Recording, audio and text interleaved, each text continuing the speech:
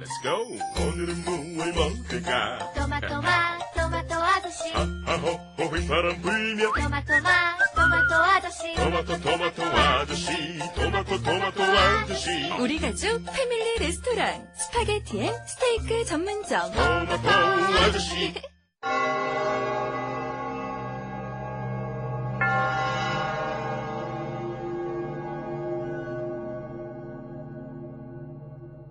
본 방송을 청취함으로써 발생하는 정신적, 육체적, 물질적 피해, 불면증, 정서불안, 과대망상, 인성변화, 귀차니즘, 대인기피, 왕따, 식욕감퇴, 발육부진, 성적하락, 가정불안, 업무능력 저하, 소득 감소, 직장생활 부작용 등등에 대하여 본 고스트 스테이션 제작진 일동은 어떠한 책임도 지지 않음을 경고드립니다.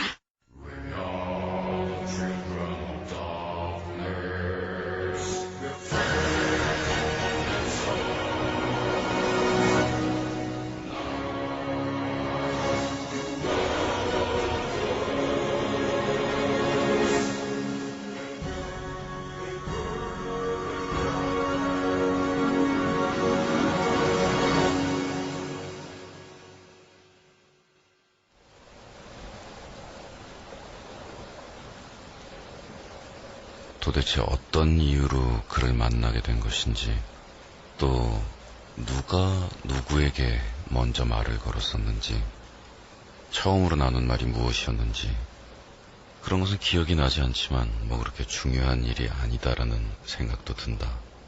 그는 내가 탄 기차에 옆 통로를 지나가던 길이었는데 정신을 차려보니 어느새 내 앞에 앉아 있었다. 그는 첫인상에도 그다지 경계심이 들지 않는 따뜻하고 온화한 인상이었지만 매우 기묘했다. 그의 눈은 부드럽게 웃고 있었지만 몹시 통곡하는 것처럼 보였고, 그의 눈은 반짝였지만 동시에 매우 늙고 지쳐 보였다. 왠지 모르게 나는 그가 누군가에게 쫓기고 있다라는 사실을 알 수 있었지만, 한편으로는 그가 내 앞자리를 결코 떠나지 않으리라는 것을 알고 있기도 했다. 살다 보면 가끔 그런 순간을 마주대할 때가 있다. 내 마음속에 있는 깊은 곳에 있는 이야기를 이 순간 이 사람한테만은 털어놓아도 좋으리라 라는 그러한 안도의 느낌과 또 울고 싶어지는 묘한 느낌이 교차하는 그런 순간. 나는 처음에는 그가 내게 말을 하고 있다라고 생각을 했지만 정신을 차려보니 내가 그에게 말을 하고 있었다. 그러나 다른 한순간 그가 내게 이야기를 하는 것이 아니라 노래를 불러주고 있다라는 것을 깨달았을 때는 오랫동안 숨겨왔던 내 안쪽에서 말라버린 눈물이 그렁그렁 차오른 다음이었다. 산다는 게 무엇인지, 올바르다라는 것은 무엇인지, 또 나는 누구인지, 이런 류의 질문들을 살면서 굉장히 빨리 깨우치게 되는 것은, 이런 류의 질문들은 마음 안쪽에 숨겨두어야지 이것을 마음 밖으로 끄집어내서 이야기를 했다가는 또래들에게는 잘난 척하는 재수없는 녀석이라는 소리를 듣기에 딱을 맞은 것이고, 선생이나 부모들에게는 그렇게 해가지고서는 너는 살아남을 방도가 없다라는 식의 한심한 눈길을 마주대야 하게 될 뿐이라는 걸. 하지만 그는 왠지 내 이야기를 들어줄 사람 같았고 내 이야기를 비웃지 않을 사람처럼 보였지만 나는 더 이상 아무 말도 하고 싶지가 않았다. 왜냐하면 그의 노래를 듣고 있으면 내가 이야기하는 것과 마찬가지다라는 생각이 들었기 때문이고, 또 그러면서도 동시에 머릿속에서 생각해야 될 복잡한 일들이 너무나도 많았기 때문인데, 다시 정신을 차려보니 그는 이미 사라지고 없었다. 내가 당신에게 권하고 싶은 이야기는 지금 바로 눈을 들어서 당신의 앞에 앉아있는 여행자가 하는 이야기에 귀를 기울여보라는 것이다.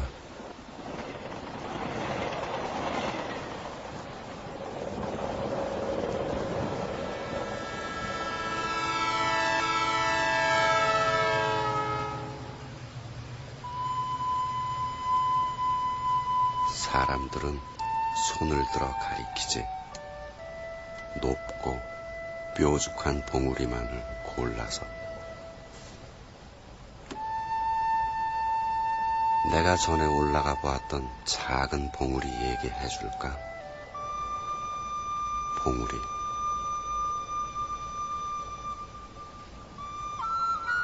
지금은 그냥 아주 작은 동산일 뿐이지만 그래도 그때 난 그보다 더 큰 다른 산이 있다고는 생각지를 않았어. 나한텐 그게 전부였거든.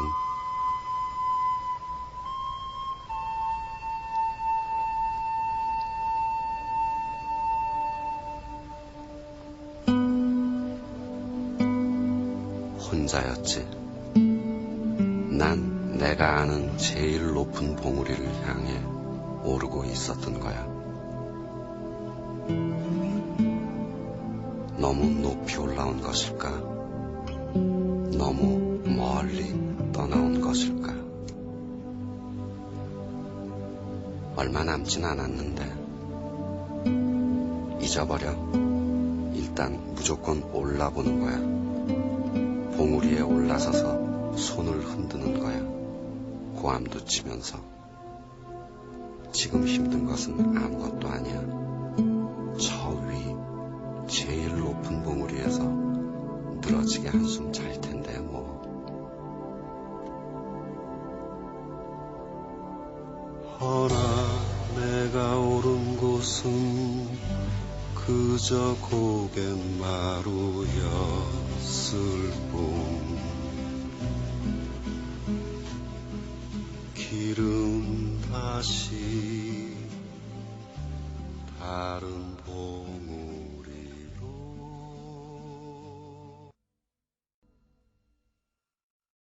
오늘부터 나흘간 고스트 스테이션은 포크 음악에 대해서 이야기를 합니다. 우리는 김민기에 대해서 이야기를 할 것이고, 양희은에 대해서 이야기를 할 것이고, 또 지나간 어제와 과거에 대해서 이야기를 할 것이고, 또 이 이야기는 나 자신에 대한 이야기지만 당신들에 대한 이야기이기도 합니다. 또 이야기는 노래에 관한 이야기이고 음악 이야기지만 삶의 이야기이기도 하고 죽음의 이야기이기도 하죠. 말장난을 치는 것처럼 느껴지신다면 다시 한번 권하지만 여행자들의 이야기를 들어보시기를. 김민기는 미술을 하는 청년이었고 목소리에서 여러분께서 품성을 충분히 느끼실 수 있듯이 차분하고 조용하고 그러면서도 정열적이고 음악을 만드는 것을 좋아하는 그런 청년이었다고 하지요.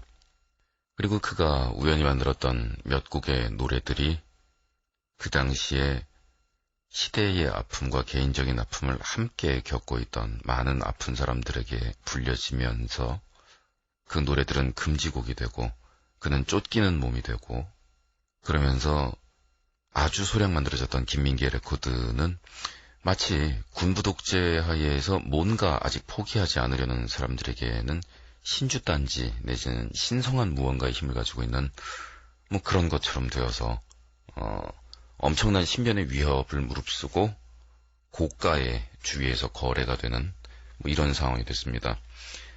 그러니 혹자는 김민기의 전설은 과장된 측면이 있다라고 합니다. 그러나 그것은 그가 투사로서 정치에 뭔가 관심이 있는 사람으로서 현실에 대해서 격렬히 분노하는 사람으로서 음악을 만든 것이 아니라 그저 살고 사랑하고 숨쉬는 그것으로 음악을 만들었는데 그것이 어떠한 특정한 목적성이나 역사의식을 앞에 내세운 것처럼 이야기하는 것이 과장되었다라는 것이고 그가 기타 하나와 목소리를 통해서 우리에게 무슨 이야기를 했는가라는 것은 오히려 철저하게 과소평가되었고 그리고 김민기가 서태지였던 시절을 알고 있는 사람들조차도 그리고 양희은이 김연아임과 동시에 소녀시대임과 동시에 유관순이었던 시절을 기억하는 사람들조차도 그들의 목소리를 라디오에서 듣기는 점점 힘들어졌습니다. 저는 누구를 훈계하는 것처럼 이야기하기도 싫고 그리고 좋은 음악을 들으면서 화를 내기도 싫습니다. 그렇지만 이러한 노래들을 우리가 뒤에다가 두고서 산다라는 것은 한 가정으로 친다면 부모, 자식, 형제지간에 전혀 대화가 없이 산다라는 것이고, 우리 아빠가 엄마가 어떤 모습으로, 우리 형이 어떤 모습으로, 또 내 동생이 어떤 모습으로 살고 있는지에 대해서 서로 거의 관심이 없다라는 뜻이고, 그래서 화가 나려고 하지만 화를 내지 않으려고 합니다. 왜냐하면 제가 말하고 싶은 모든 이야기들은 아무리 제가 여기서 구구절절히 이야기를 해봤자 여러분들이 이 노래를 들으시는 순간 100만 배, 200만 배, 1000만 배로 이해를 하실 것이기 때문이고, 그리고 제가 할 일은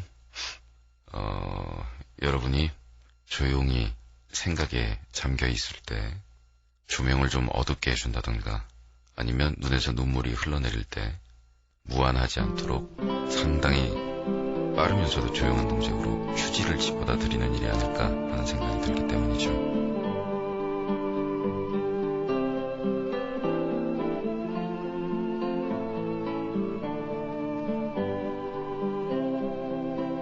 검푸른 바닷가에 비가 내리면 어디가 하늘이고 어디가 물이고 그 깊은 바닷속에 고요히 잠기면 무엇이 산 것이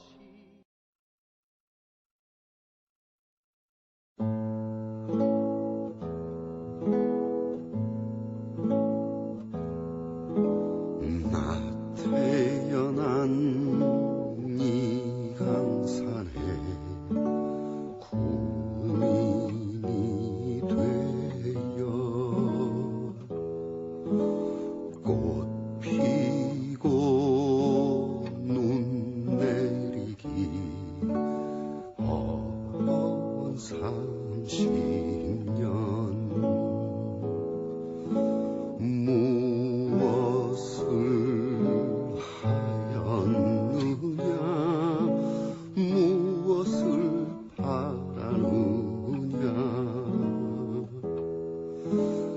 나 죽어 이 흙속에 묻히면 그만이지.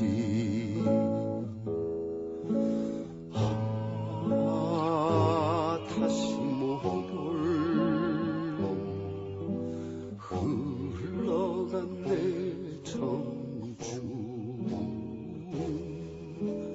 푸른 옷에 실려간 꽃다운이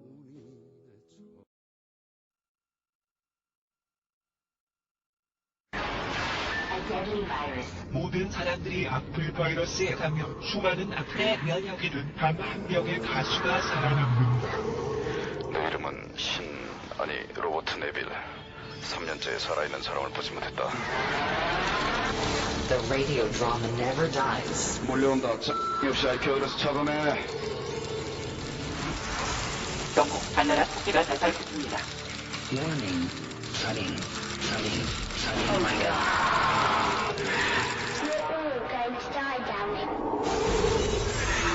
Coming soon. 레지던트 악플. Ghost Pictures. 고대 중국의 가장 위대한 사상가 놀자. 그의 명성은 공자를 압도했고 맹자를 물로 보았다. 장자의 무의자 연설은 인간이 놀고 먹을 때 가장 행복하다는 그의 무의 도식설을 표절한 것이다. You study very hard, you die bad. You play very hard, you die good. 놀자 가라사대 장자가 사상가면 파리가 세다.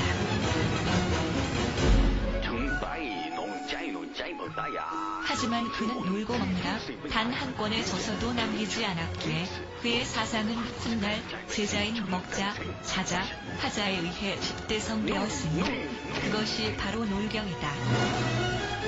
놀자의 34대 기승자, 놀교 교주 신해철이 전하는 주옥같은 이야기 놀경.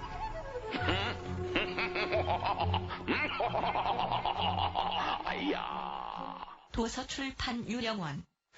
아마도 양희은의 목소리를 익히 알려진 노래 아침 이슬을 통해서 들어보신 분들이라면 양희은의 이미지를 아주 힘있는 노랫말 가사를 정말 아름답게 표현하는 그 목소리와 뭔가의 그 신념과 이 번쩍이는 눈빛에 찬 뭐 약간의 여장부 이미지 플러스 뭐 이런 것들을 느끼실지 모르겠습니다만은 그렇게 생각을 하신다면 물론 저 역시 양희은이라는 아티스트를 뭐 절반 이상 이해하고 있다라는 생각은 못합니다만은 그럼에도 불구하고 그러신다면 저는 감히 완전히 잘못 알고 계시다라고 말씀드리고 싶으네요. 왜냐하면 아까도 말씀드렸다시피 양희은이 김연아이며 소녀시대이며 뭐 이러던 그 시대, 그 시대의 남성들이 원하는 여성상을 한번 생각을 해보죠. 굉장히 구태의연하게 한편으로는 그 남성으로서의 권위주의와 가부장적인 이런 느낌들을 못 버리고 있는 사람들도 있었겠으나 그 당시에 그렇게 거칠거나 전투적이거나 하지는 않지만 비굴하지도 않으며 자기 가족에 대해서는 관대하고 상냥한 누이와도 같은 그런 목소리, 그리고 연인으로서는 약간의 수줍음이 느껴지는 어색한 그런 목소리와 그러나 우리가 살면서 중요하다라고 생각하는 그러한 뭔가 몇 가지를 향해서는 우리 어머니에게서 느껴지는 힘있고 단호한 어조를 끊어서 이야기할 수 있는 그러한 면에서 그 당시 시대가 원했던 가장 완벽한 연인임과 동시에 누이 동생임과 동시에 누님임과 동시에 그리고 여선생님임과 동시에 어머니였던, 그리고 이런 이미지들이 여러 개가 겹치면 그러면 그 사람은 마력을 가지게 됩니다. 지금 들으실 노래들은 양희은의 목소리 중에서 소녀틱한 목소리와 수줍음과 그리고 부드러운 상냥함과 그러니까 그 몇몇 주위에 아주 가까운 사람에게 밖에 잘 보여주지 않는 그 얼굴들이 양희은의 긴 경력 속에서 표현이 되어 있는 몇 개의 노래들입니다. 여러분들이 알고 계신 아침 이슬의 이미지와는 좀 다르고, 그리고 이 이미지를 알고 있어야만 아침 이슬의 울림이 어떤 울림인지를 진짜로 이해하시는 데 좀 도움이 되지 않을까. 그러니까 방 안에서 평소와 다름없이 바느질을 하고 있던 우리 어머니와 그리고 학교에서 다녀와서 뭐 이렇게 하고 있던 우리 누이가 정말 드물게도 나에게 네가 생각하는 옳다라는 것에 대해서, 그리고 자기가 보고 있는 세상에 대해서 조용조용 말씀을 해주실 때에 이런 느낌을 이해하기 위해서는 발그레 모드에서 우리 누님은 이럴 때가 예쁘셔 라는 걸 좀 이해해야 된다는 얘기죠. 말이 기네요.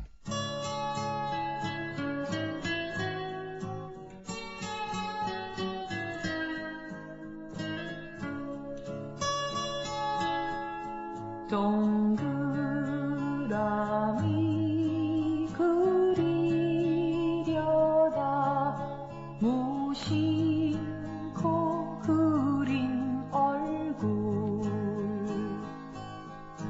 내 마음 따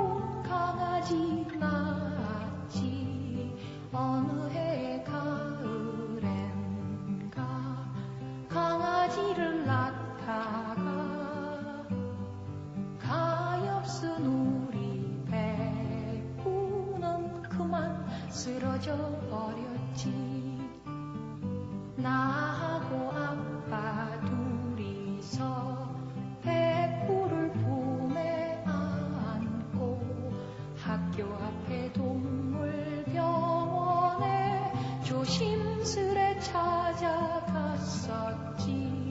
무서운 가죽끈에 입을 꽁꽁 묶인 채 슬픈 듯이 나만 밤이 쳐다와 울음이 터질 것 같았지.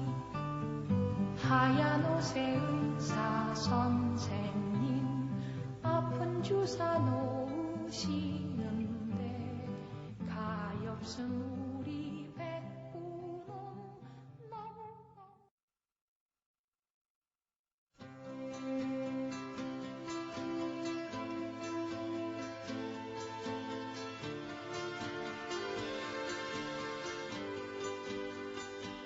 너의 침묵에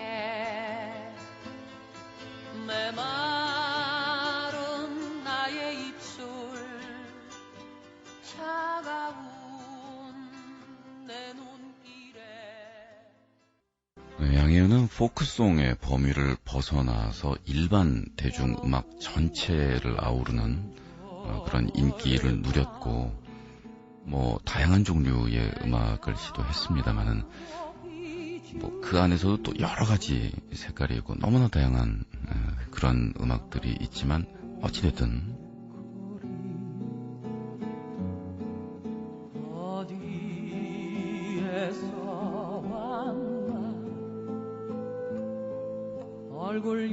우리 대중음악사에서 여성 스스로 또 여성이 이기 전에 한 인간으로서의 자존심과 자긍심과 영혼의 울림이 있는 그런 소리들, 이런 것들을 저희 유행가의 또 다른 속성들이 지니는 그런 아름다움이 있긴 하지만 저희가 이전에 만나기는 굉장히 힘들었다라는 데에서 이제는 여기에 이제는 여기에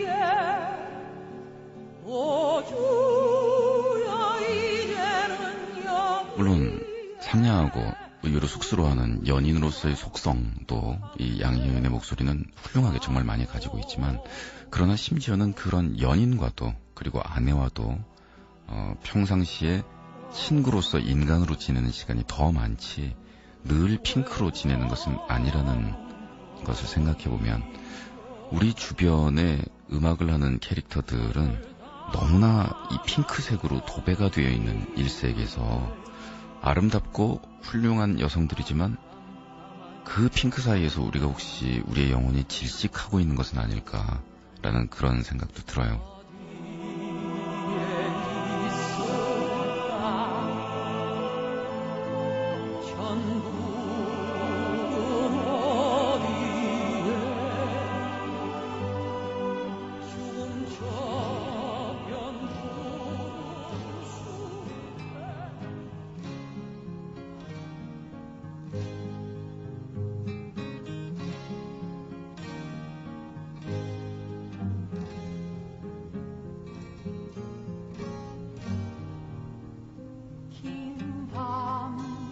세우고 불림마다 맺힌 진주보다 더 고운 아침 이슬처럼